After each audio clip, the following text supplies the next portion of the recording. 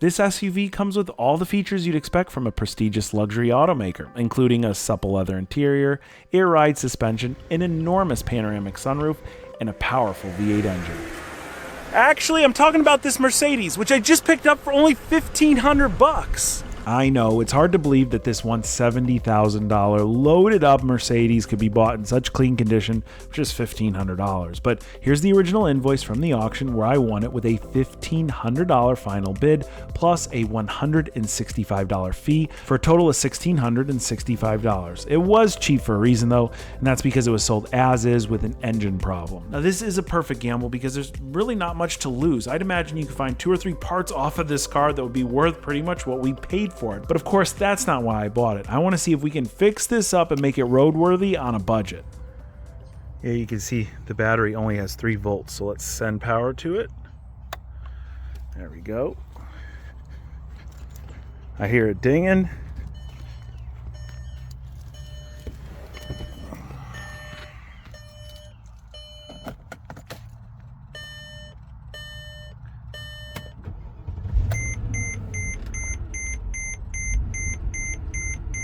Well, the fire's right over, but it does sound a bit rough.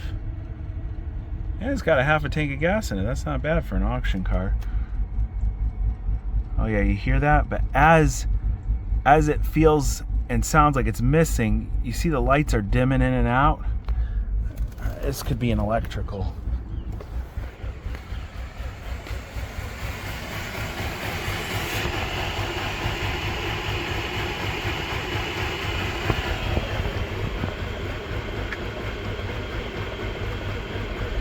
To really adequately diagnose this car, we got to charge the battery. Oh, it just died on me right there. Is it in gear? No, oh no. Uh-oh, there's a parking brake.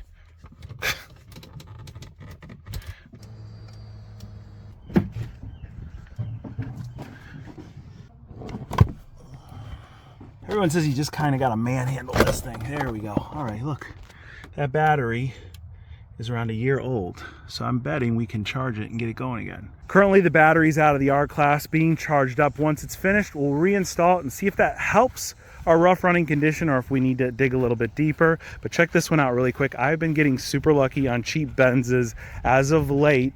This one is a 2004 SL600, which means it has a V12 with twin turbochargers. These cars are ridiculously fast.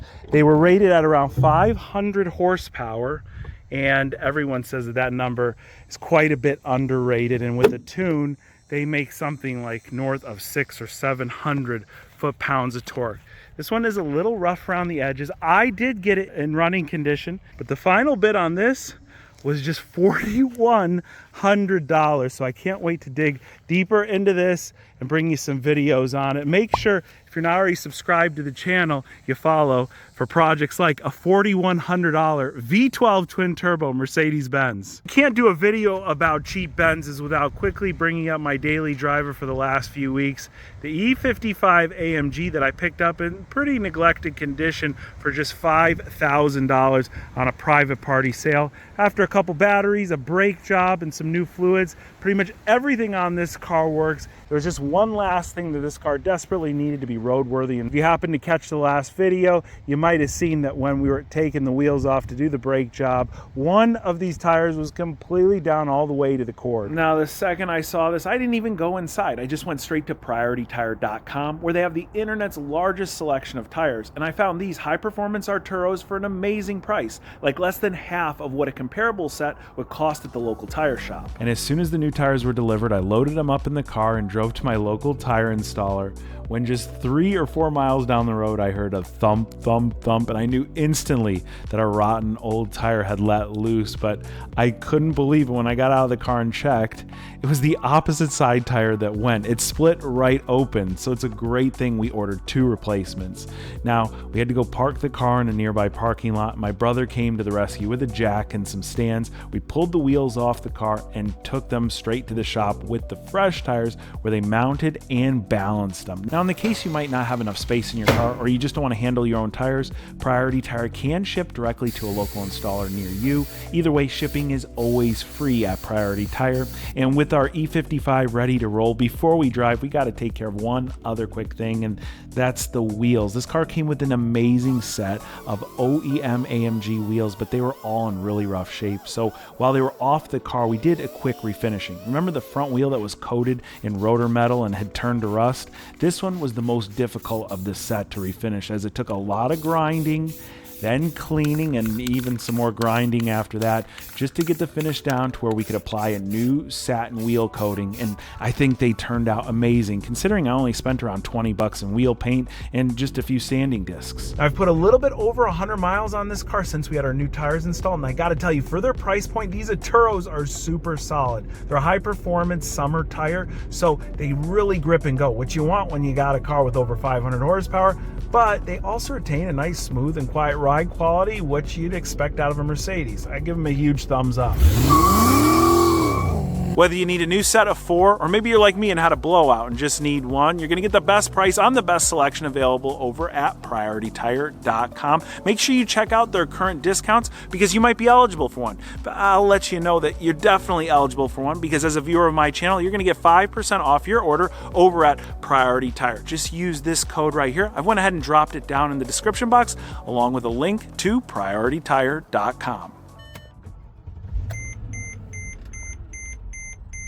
Well, our battery's all charged up, but that's clearly not having much of an effect on our problem. So you see here, this thing is literally like bucking at idle. Really, really rough.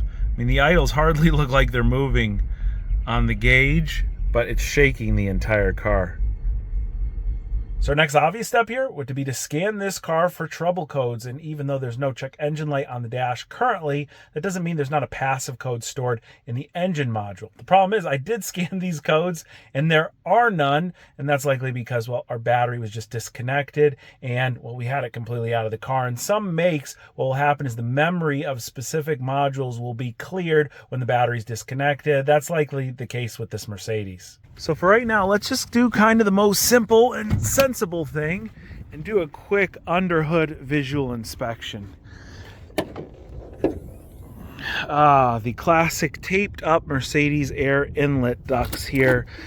Every single Mercedes I work on from this era always has these taped up because they're made out of plastic and they just tend to crack.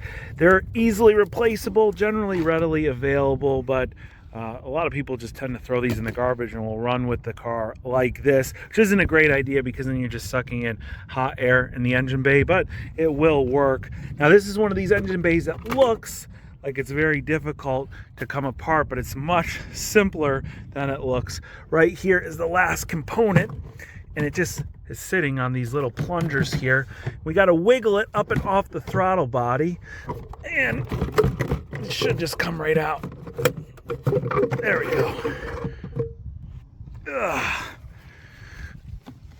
And now we can actually see our engine. And off the bat, I'm noticing a few things that look really good. Like this air pump up front looks to have been replaced. This plastic is just too clean to have 150,000 miles on it. Same thing with this power steering reservoir down here and the hose clamp that attaches to it. That's definitely not factory, but that's a good thing because someone went ahead and replaced it. And you can see here, there's fluid on the stick. We'll just see if there's any funny business on the bottom of our oil cap. That looks all pretty well and normal. And even the drive belt is decent, no cracking. And look at the valve covers. If this thing wasn't really maintained, these would be pretty gross at this point. And this one's not leaking at all. We've got a little bit of seepage on the passenger side here, but not enough that would warrant you ripping it apart and installing new gaskets. I mean, it's actually really clean, but that's not going to help us really solve our issue. When I think of a car that's running rough, especially at idle and bucking, I like to look for hoses like this, the plastic hoses around, make sure nothing's cracked. That could easily cause an air leak that would lead to our car running rough. See a bunch of little zip ties around here, and the hose looks fresh itself, so I'm not sure if it came from the factory like that or if somebody did it, but this stuff all looks really good. The hoses are in all pretty good condition. Someone did mark these ignition coils at one time, And well, like a loose coil wire or something could definitely cause a misfire at, well, look at this. Look at this. There's something right there. Coil pack is just snapped right where it connects. That could definitely cause a bit of a misfire. I'm just going to wiggle the rest of them. These ones are not marked over here. So this is definitely the only one that is actually broken. So we're going to want to swap this out. But just kind of looking and comparing all of them together, you see the Bosch logo on the top of this one. And then if we come into this one, it's the same. And when we come over, it's kind of more bold. These ones are also all bold. So I'm going to guess that the two front ones over here are an older style. We'll go ahead and just get 2 new ignition coils and replace these ones and see if it changes the way that this car idles. For the sake of saving a lot of time and, well, a ton of money, I went online and ordered these from Amazon. 2 ignition coils at just $15 a piece. The auto parts store, I think these were like between $60 and $70 each. So yeah, they're a lot cheaper, but they're definitely a generic. And when it comes to generic electronic components, sometimes they don't work as good, but I'm willing to take the risk here since ignition coils in this car are just so simple to swap out. We're just going to remove the connector, which is going to take part of the coil with it on this one. And then there's just one screw holding it in place. And I'm going to leave the coil wires installed for the time being because this car is unique in the fact that it has 16 spark plugs, and you got to match the upper and lower plugs in the right position. Grab this one off first, our upper plug, and we'll just take a new ignition coil and we'll pop it in place so we know we've got the wires right. Now we can pop off the other one. We'll plug it back in place. There you go. That took what? Whole minute and a half, 2 minutes.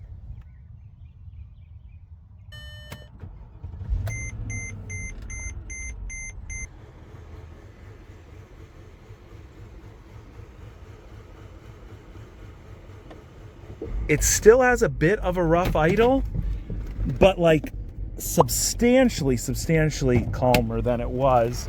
But yeah, you can still hear it a little bit. Let's see.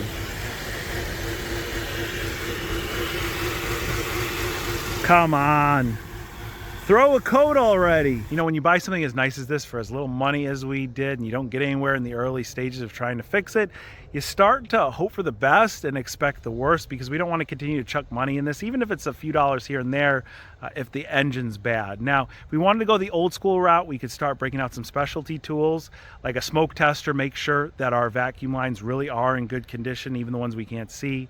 And then we could break out the compression tester, and while the spark plugs are out, we could use a scope to go and look inside the engine. But there's really one more very simple thing we can try and do, and that's just drive the car and hope it throws a check engine light. You know, the way this thing cranks over, I mean, just listen to it.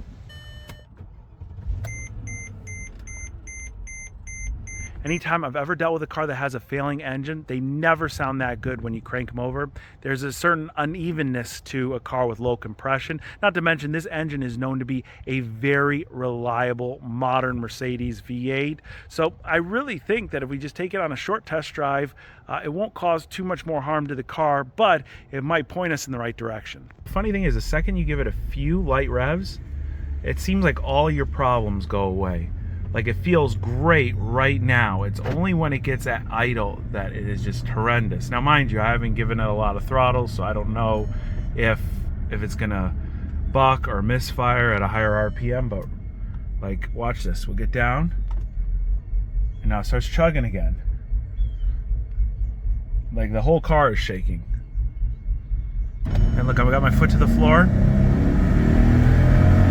I would say that feels about normal for what this engine is. It might be a little bit down on power, but it's not breaking up or anything. Our drive was really consistent. At idle, the car felt like it was going to shake itself apart, but cruising was super smooth and normal, and I continued to drive for several miles, but I could never get the engine light to pop up on the dash. But like I said earlier, even if you don't have an engine light on your dash, that doesn't mean the engine computer hasn't triggered a hidden fault. So I scanned again, and finally we got something. A couple misfire codes combined with a Mercedes-specific code finding a fault in our EGR. Now, EGR is short for exhaust gas recirculation, and it's an emission system that pretty much all modern internal combustion engine cars have, as it reduces air pollution by recirculating exhaust gases back into the engine instead of out your tailpipe, and it's managed by this valve here when it opens and closes to either let the gases go back in your engine or send them out.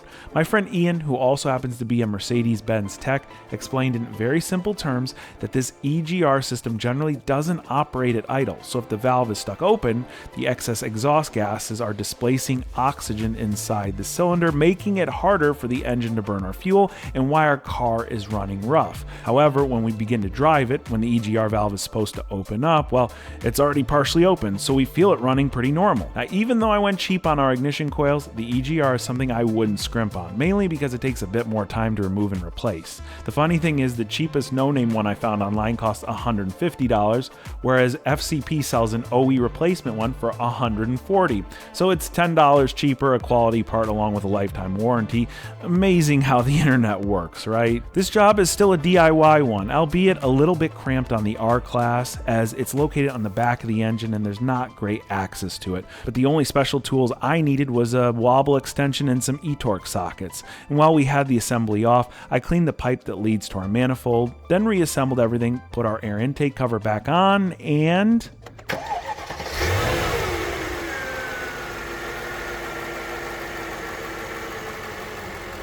wow, would you listen to that? The EGR valve definitely did the trick. It is idling perfectly smooth now.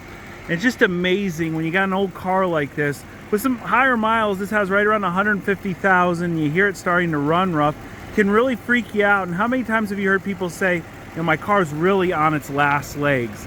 This thing has just been so well maintained by its previous owner. I'm just wondering if they knew that a $150 part would make their engine run this good again, would they have traded it in? You know, earlier I made a bit of a ridiculous comparison between this $1,500 Mercedes and a Bentley Bentayga, which if you had to buy nowadays used, it would probably cost you around $100,000. The funny thing is, you will find a lot of the same luxury features on both cars, like huge panoramic sunroof, V8 engine, which was an option in this car, and an air suspension, which the whole purpose of an air suspension is to give you that soft, luxurious ride. But it just goes to show you how people value old things in today's society, especially when it comes to old cars. And it's how you can get a bargain on a really great car like this. I'm driving over rough pavement as I'm talking to you, and it really just soaks it up. One of the cool things about this specific R-Class, the R500, they only made it for 1 year. It was the highest trim R-Class you could buy, with the exception of the R63 AMG, which never made any sense whatsoever. That's why they didn't make very many of them and why it's highly collectible now. But because it was the higher trim level, they generally came with more options, like this car here. It did have right around a $70,000 sticker in 2006. And even though it's a bit mushy in the corners, because it's got an air ride suspension, it is adjustable. There's a button down here to turn it into sport mode, and you can tell a difference. It is a bit firmer, but the car is just so large, it's hard to compensate for its heft. Now, when this car originally showed up at auction, the selling dealer had an $1,800 floor price on it. That's their reserve. That's what they wanted for it. And I think I'd sent it to like 2 or 3 different people because it just looks super clean, especially for $1,800. But nobody wanted it specifically because of its engine issue that was disclosed in its listing. So when they dropped the price to $1,500, I just couldn't help myself. And I mean, look at it. Brand new brake pads. The tires, all 4 of them are matching. They have super thick tread. They look relatively new. That battery was around a year old. And then when we get in the interior, just look at how clean everything is. It doesn't even look like anybody really sat in these back seats. And one other cool thing about this era of Mercedes is everything is mechanical, whereas a lot of this new stuff has motors in it, and motors tend to break. It all just works. And in the center console is all the different books and everything, and a copy of the original window sticker, which shows the price was $69,665. And like I said earlier, since it was an R500, they loaded it up with pretty much every single option you could get. And like I said, there's no major damage anywhere in the interior, but the front seats are a bit dingy. There's a lot of dirt and just stuff like that going on here. So I want to see if we can't clean these up and make them match the rest of the interior. I've just got a little bit of water in this bowl, and I'm gonna just put in a few drops of my favorite leather cleaner.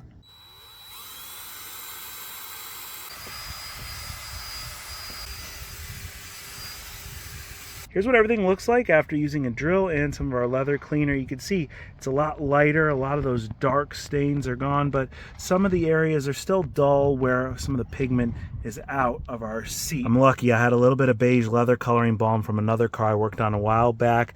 It matches this car's leather pretty darn well. And this is where this stuff shines. So in a dull area like this right here, I'm just gonna take it and kind of just put it in a circular motion. Like in these dark areas here, we're gonna do the same exact thing. Lay it really light. So I did both front seats and I just finished them up with a little bit of light conditioner, and check it out. We had a lot of color missing out of this bolster here. We returned a lot of that. And while they have a little bit of wear to them still, they just look normal. They don't look beat up. They don't look dirty like they were before. And a little bit of work like that can just make your car look so much better. I'm really thrilled with the way they turned out. Well, this is by far not the most exciting car that I own. It's the most excited I've been to buy a car at the auction, because you never find anything this nice for $1,500. If it's $1,500, usually there's a hole in the engine, it's missing the engine, or like dogs lived in the interior. This is for all you guys that have been asking for a cheap car gamble, and here it is. I don't think it could get much nicer or better for the price point. Now, we could buy stuff that's cheaper, and if you want to see that, make sure you hit that like button. And I'm already one step ahead of you, because I bought another luxury SUV for less than half the winning bid of this car right here. It's the same model year too, and it actually has less miles, and they said it's running and driving. It's a luxury make that's near and dear to my heart, so take a guess what it is down in the comments. Now guys, if you're not already following me on Instagram, where I post a lot of pictures of the new cars coming to the channel before anything goes live here, well, just go right here, hit that link down in the description. I can't thank each and every one of you enough for watching today. I'll catch you very soon.